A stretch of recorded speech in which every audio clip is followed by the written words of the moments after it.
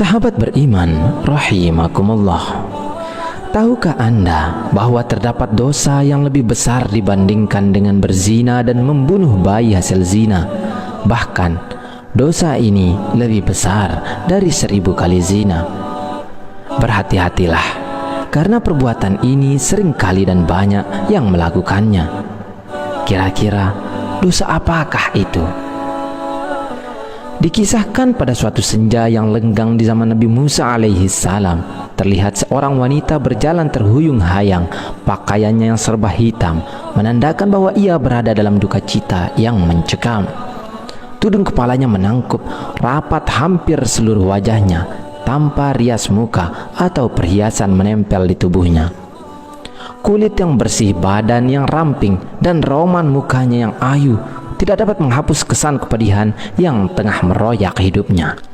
Ia melangkah terseret-seret mendekati kediaman rumah Nabi Musa alaihi salam. Diketuknya pintu perlahan-lahan sambil mengucap salam.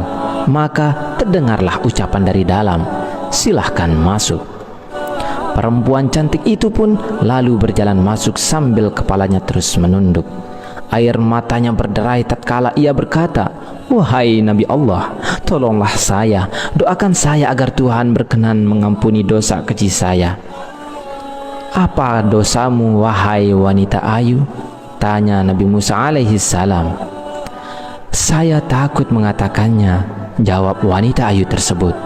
"Katakanlah, jangan ragu-ragu," desak Nabi Musa. Maka perempuan itu pun secara ketakutan bercerita, "Saya telah berzina." Kepala Nabi Musa terangkat, hatinya tersentak. Perempuan itu pun meneruskan ceritanya, "Dari perzinaan itu saya pun hamil. Setelah anak itu lahir kemudian saya langsung mencekik lehernya sampai meninggal," ucap wanita itu seraya menangis sejadi-jadinya. Mata Nabi Musa pun berapi-api, dengan muka berang ia menghardik, "Perempuan celaka, pergi kamu dari sini, agar siksa Allah tidak jatuh ke dalam rumahku karena perbuatanmu," teriak Nabi Musa sambil memalingkan wajah karena jijik. Perempuan berwajah ayu dengan hati bagaikan kaca membentur batu yang hancur luluh lantah segera bangkit dan melangkah surut. Ia menangis terangguk-angguk dan keluar dari rumah Nabi Musa alaihissalam. Ratap tangisnya amat memilukan. Ia tak tahu harus kemana lagi hendak mengadu.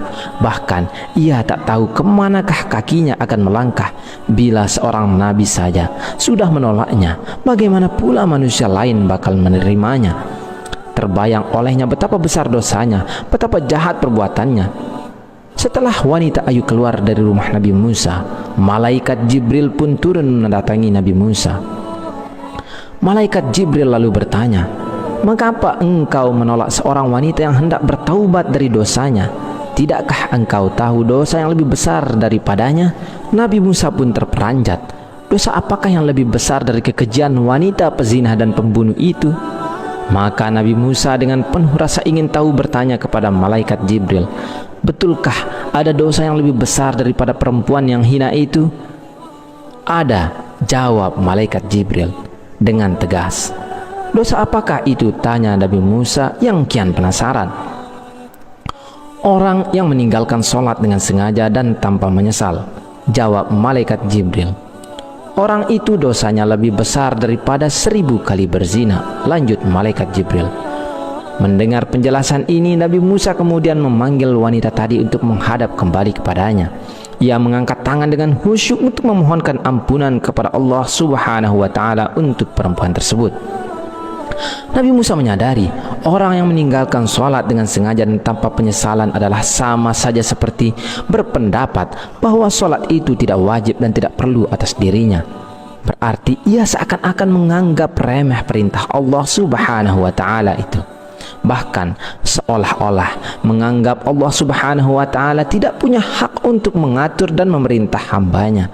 Sedangkan orang yang bertaubat dan menyesali dosanya dengan bersungguh-sungguh berarti masih mempunyai iman di dadanya dan yakin bahwa Allah itu ada. Itulah sebabnya Allah pasti mau menerima kedatangannya. Ibnu Qayyim al-Jauziyah mengatakan, Kaum muslimin bersepakat bahwa meninggalkan sholat 5 waktu dengan sengaja adalah dosa yang paling besar, dan dosanya lebih besar dari dosa membunuh, merampas harta orang lain, berzina, mencuri, dan meminum minuman keras. Orang yang meninggalkan akan mendapat hukuman dan kemurkaan Allah Subhanahu wa Ta'ala, serta mendapatkan kehinaan di dunia dan akhirat. Di dalam riwayat lain juga dijelaskan bagaimana kejamnya siksaan bagi mereka yang meninggalkan sholat. Ibnu Abbas radhiyallahu an berkata, jika langit sudah terbuka, maka malaikat akan datang dengan membawa rantai sepanjang 7 hasta. Rantai tersebut akan digantungkan kepada orang yang tidak melaksanakan sholat, kemudian dimasukkan ke dalam mulutnya dan akan keluar dari duburnya. Kemudian malaikat mengumumkan, ini adalah balasan orang yang menyepelekan perintah Allah.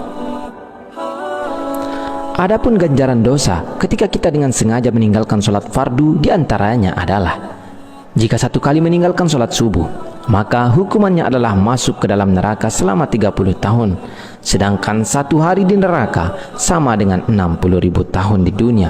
Maka artinya 1 kali dengan sengaja meninggalkan sholat, maka bersiaplah akan mendekam 60.000 tahun di neraka. Jika meninggalkan 1 kali sholat zuhur, ganjarannya, dosanya sama dengan membunuh 1000 umat Islam. Jika meninggalkan 1 kali sholat asar, sama dengan dosa meruntuhkan Ka'bah. Jika 1 kali meninggalkan sholat maghrib, sama dengan dosa berzina dengan ibunya jika laki-laki, atau berzina dengan ayahnya jika perempuan.